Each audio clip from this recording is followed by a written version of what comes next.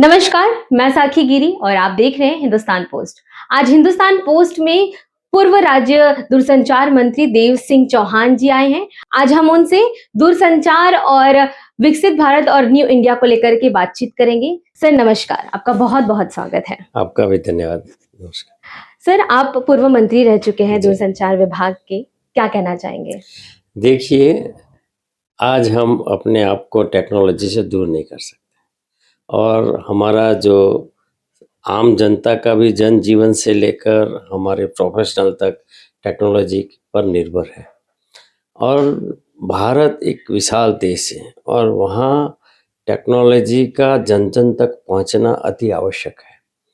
तो पिछले कुछ सालों में विशेष तौर पे देश के यशस्वी प्रधानमंत्री आदरणीय मोदी जी ने जिस तरीके से डिजिटल इंफ्रास्ट्रक्चर इस देश में खड़ा किया है, जिस तरीके से लास्ट माइल कनेक्टिविटी दिया है और लास्ट माइल जैसे ही हमारी फिलॉसफी है कि हम अंत्योदय की जी। बात करते हैं। अब जब अंत्योदय की बात करते हैं तो अंत तक टेक्नोलॉजी का पहुंचना ज़रूरी है। तो हम पूरे भारतवर्ष में चाहे वो हिली एरिया हो, चाहे ट्राइबल एरिया हो, हर क्षेत्र में आज टेक्नोलॉजी का हमने ये तरीका नेटवर्क पहुंचा के हम आज ये गर्व से कह सकते हैं कि विश्व में जो डिजिटल पेमेंट है उसका करीब-करीब 50% आज भारतवर्ष में हो रहा है। जी। तो टेक्नोलॉजी जहाँ-जहाँ पहुँचती है वहाँ ट्रांसपेरेंसी आती है, स्पीड भी होता है और डेवलपमेंट का जो स्पीड पिछले कुछ सालों में हम देख रहे हैं, इसके पीछे हमारा टेक्नोलॉजी का शक्ति रहा है, नेटवर्क रहा है। सर आज आप स्वतंत्र वीर सावरकर स्मारक में आए और आप आज यहाँ पर आपने भेंट दी।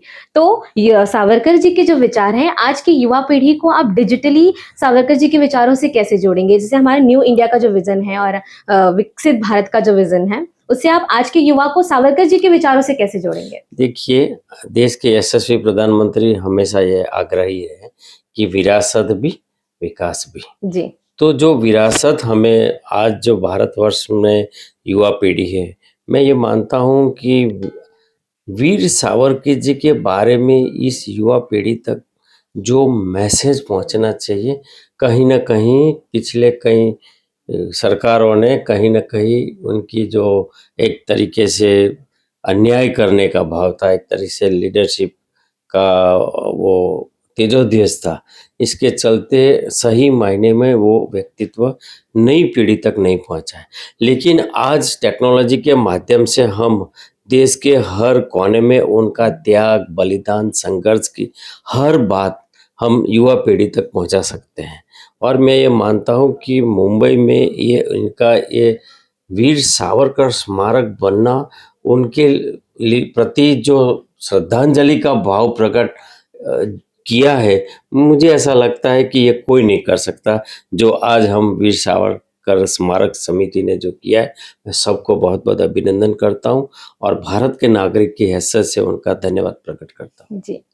सर हम बात विकसित भारत की और डिजिटल इंडिया की कर रहे हैं तो कल ही अभी प्रधानमंत्री नरेंद्र मोदी जी ने आह्वान किया कि वर्चुअल मीटिंग्स करें, वर्क फ्रॉम होम करें। वो उनका ऐसा कहना है कि ये आर्थिक सहायता होगा देश के लिए और युवाओं का योगदान होगा। तो इसमें आप क्या कहेंगे कि सरकार की तरफ से कितनी तैयारी है कि ये जो सीधे इंटरनेट है और जो भी फैसिलिटीज़ हैं वो कैसे सरकार प्रोवाइड करेगी? उसके लिए कोई जीआर निकालना, ये सब चीज़ें सर कैसे कहेंगे? देखिए विश्व की सबसे बड़ी चैलेंज जब कोरोना की थी, ये जो कोरोना का वायरस हुआ था, पूरे विश्व के सारे देश मैं ये मानता हूँ कि कहीं न कहीं थक गए थे। तब भारत ने सबसे बड़ी जनसंख्या वाला इस देश को बचाने का काम किया।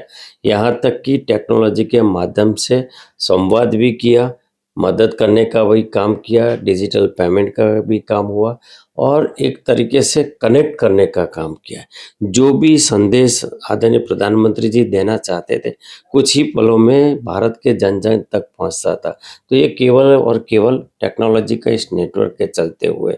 अभी-अभी उन्होंने जो बात की है वो वही है कि हमारी आज भी डिपेंडेंसी फर्टिलाइज़र के लिए हम जी। विदेश पे डिपेंडेंट हैं और जो गोल्ड की बात की है तो वो हमारा फॉरेन जो रिज़र्व है वो जब भी हम फर्टिलाइज़र, ऑयल प्रोडक्ट जो भी हम आज पेट्रोलियम पेदाश की बात या जो पेट्रोल गैस की बात कर रहे हैं, हमारी डिपेंडेंसी जब अन्य देशों पर निर्भर है, तब हमें इस एनर्जी सोर्स को कम से कम या किफ़ायती वे में यूज़ करना चाहिए। जी।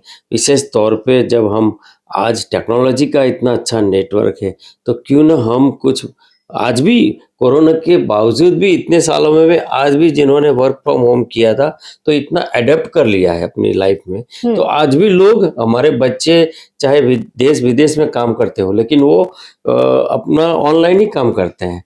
तो वो दौर फिर से हम इसीलिए शुरू करना चाहते हैं और देश के इस युवा पीढ़ी को मैसेज देना चाहते हैं कि आप जब टेक्नोलॉजी से इतने सज्ज है, तो क्यों ना हम टेक्नोलॉजी का ये उपयोग करके देश हित में इस एनर्जी पर जो हमारा एक तरीके से दबाव हो रहा है, तो क्यों ना इस फॉरेस्ट रिजर्व को भी बचाया जाए। जी, सर हमने बात डिजिटल इंडिया की और विकसित भारत की तो कर ली, लेकिन सर अभी कल ही उदयनिधि स्टालिन जो हैं, उन्होंने तमिलनाडु की विधानसभा में कहा कि जो सनातन धर्म है, उसको खत्म कर देना चाहिए क्योंकि वो लोगों में बाँटने का काम करता है। तो इस पर आपकी क्या प्रतिक्रिया होगी सर? देखिए, सनातन धर्म का हमेशा ये संस्कार रहा।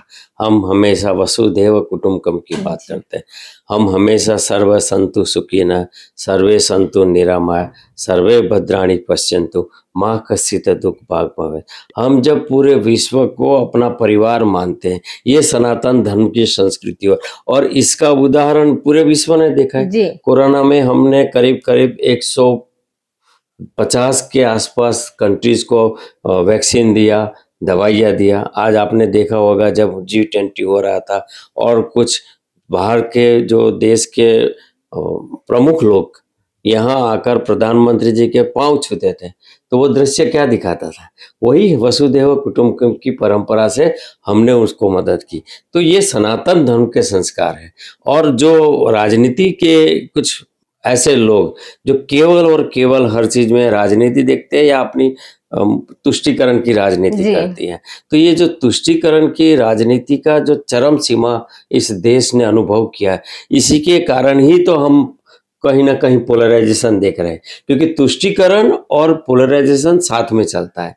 अगर आप हद से ज़्यादा तुष्टीकरण करोगे, तो कहीं न कहीं पोलराइज़ेशन तो होगा ही और जो साउथ के जो नेतागण ने जो भाषण किया है, हम ये मानते हैं कि ये देश को सही में भाषा, प्रांत, ज्ञाति, कौम में बाँटने वाले ही लोग हैं और इन्हीं के आधार पे उनकी वोट बैंक है और इनका राजनीति का शासन चलता है। तो ये लोग तो बोले लेकिन सनातन एक ऐसा संस्कार है, ऐसा धर्म है, ऐसी परंपरा है, जो हज़ारों पीढ़ियाँ आकर गई इस देश में, आज भी वो अपने आप को और प्रकाशित कर रही है। सर भाजपा ने पश्चिम बंगाल और असम में बम्पर जीत हासिल की है, उस पर क्या कहेंगे आप? देखिए, भाजपा की बंगाल की जीत देश के लिए अत्यंत आवश्यक जीत थी, देश की सुरक्षा के लिए। जी। जिस तरीके से बांग्लादेश के सटकर ये जो राज्य रहा है और केवल वोट बैंक की राजनीति के चलते जो घुसपैठिए इस देश में आए, न केवल हमारे संसाधन पर कब्जा किया, लेकिन हमारी धर्म की संस्कृति, हमारे हिंदू धर्म पर अत्याचार करना, दिन-ब-दिन ऐसी घटनाएँ घटना और पॉलिटिकल उनको संरक्षित करना, शासन में बैठे हुए लोगों का, ये इस देश के लिए बड़ा खतरा था। तो भाजपा ने जो बंगाल की जीत हासिल की है, वो केवल किसी एक शासन के प्रति नहीं, लेकिन हज़ारों साल से जो पीढ़ियाँ हम देख रहे थे, जो संघर्ष बंगाल की भूमि में हमने देखा है और मैं ये मानता हूँ कि डॉक्टर श्यामा प्रसाद मुखर्जी को सही मायने में अगर श्रद्धांजलि देने का काम अगर होगा, तो अब जाके होगा, जो हमारा जहाँ से हमारा विचार हम जिस तरीके से सनातन धर्म की संस्कृति, देश की राष्ट्रीय एकता और जिस जो भारत की भूमि का संस्कार है, वो अब जाके वो बंगाल की भूमि में हमें देखना मिलेगा। सर आपका बहुत-बहुत धन्यवाद। आपने धन्यवाद। अपना कीमती समय हिंदुस्तान पोस्ट के दर्शकों को दिया। धन्यवाद जी, बहुत-बहुत आपका धन्यवाद। भी धन्यवाद। तो ये थे हमारे साथ पूर्व केंद्रीय मंत्री और एमपी देवू सिंह चौहान जी, जिन्होंने अपने विचार बहुत ही अच्छी तरीके से हमारे दर्शकों को दिया। हिंदुस्तान पोस्ट की ओर से उनका मैं बहुत-बहुत धन्यवाद आपका करती भी हूँ। धन्यवाद।